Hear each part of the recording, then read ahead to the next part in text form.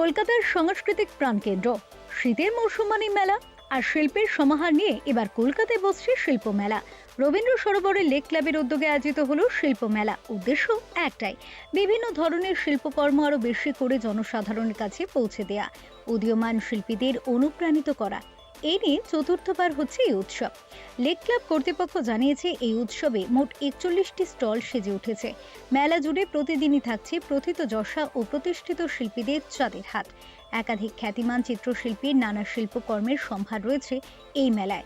সভাপতি তমাল মুখোপাধ্যায়, যুগ্ম সম্পাদক সুব্রত গুহ ও দেবব্রত দত্তের উদ্যোগে দিনে দিনে সৌন্দর্য ছড়াচ্ছে এই শিল্প মেলা।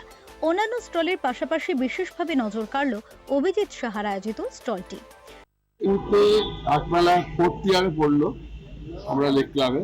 নাট্যমেলা তো হয় লাস্ট 10 ইয়ার্স ধরে।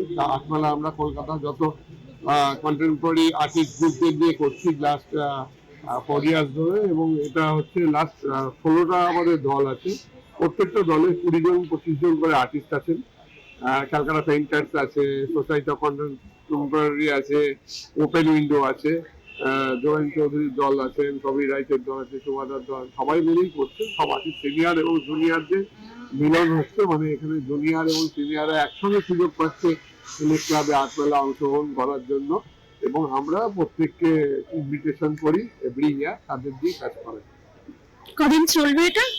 3 days। কালকে ওপেনিং হয়েছে, 19, 20, 21 3 দিন। 21 তারিখ শেষ হবে রাত্রি 10টা, সকাল 12টা, দুপুর 12টা থেকে রাত্রি 10টা অব্দি আটমেলা চলছে। এবং আউটসাইডে বাইরেও সিরামিক্স আছে, ভাস আছে, পট আছে, টেরাকোটা আছে, ডোকরা আছে, পটচিত্র আছে, বাংলার যা যা ঐতিহ্যশালী আর্ট সেগুলো বাইরে ডিসপ্লে আছে।